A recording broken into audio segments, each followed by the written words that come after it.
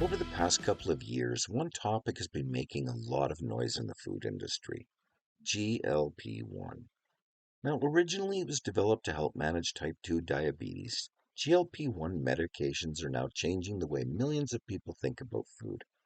Consumers are paying more attention to protein, fiber, portion sizes, and overall nutrition, and the baking industry is beginning to respond.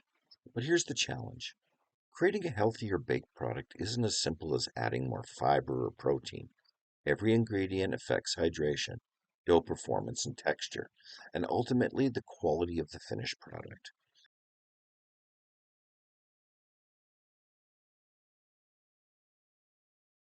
Despite the complicated name, it's actually a hormone that our bodies naturally produce after we eat. Its job is to help regulate blood sugar, slow rate at which food leaves the stomach, and signal to the brain that we've had enough to eat. In other words, it helps us feel fuller for longer. In recent years, medications that mimic the effects of GLP-1 have become widely used to help manage type 2 diabetes and more recently weight loss. Now, as millions of people have begun using these medications, consumer eating habits have started to change, and so is how home bakers are thinking about the baked products they create. So, what types of breakthrough ingredients do you connect with GLP-1 baking?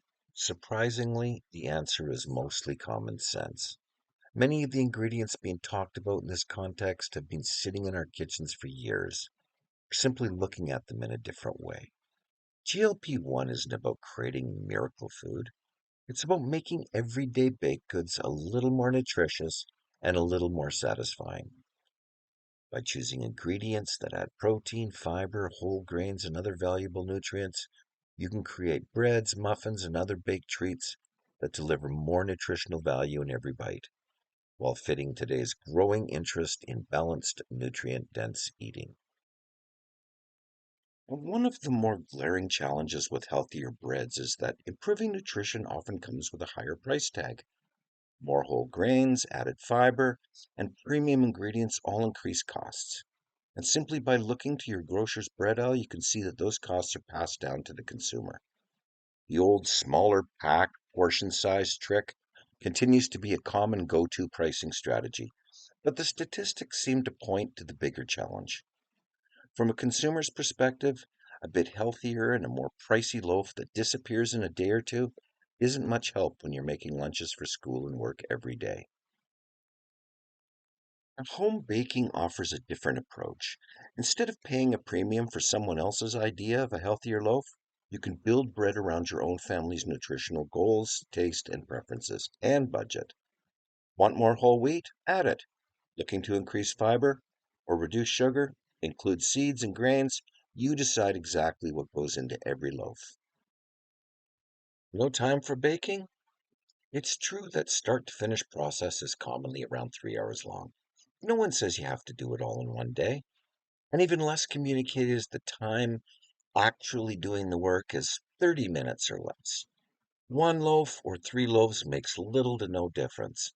Now imagine actually making a week's worth of bread with only 30 minutes of actual hands on work. Now imagine enjoying healthier breads just the way you want them, affordably. Now, adding more nutrition to a recipe isn't usually the hard part. The real challenge is understanding how those new ingredients affect the dough. Now let's take oat fiber as an example. It can absorb several times its own weight in water. If you simply add it to your favorite bread recipe without making any other changes, there's a good chance the dough will feel dry, stiff, and difficult to work with. Now at this point, you really have two choices. You can do what many of us have done over the past, and you can mix the dough, see how it feels, add a little flour, add a little bit more water until it looks or feels right.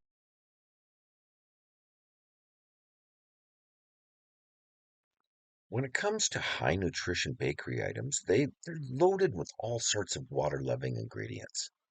Well, this is where hydration balance, based on the types and quantity of nutritional load you select, is so important. By estimating how much additional water your new ingredients are likely to require before you even begin mixing, you start at much closer target. The dough comes together more predictably, requires fewer adjustments, and gives you a much better chance of producing a nice result. The main point of this video is simply that if you want to bake nutritious, wholesome, and delicious baked goods with the least amount of friction, issues, or failure, then focus on learning about hydration rates and practical capacities for the ingredients that you want to use. Whether you do a few manual tests yourself or use automated tool like bricks, when you're trying new recipes or experimenting with an existing one, spend that few extra minutes planning. By doing this, you will greatly reduce the chance of failure, get you where you want to be faster, and you'll produce better quality and more consistent product day in and day out.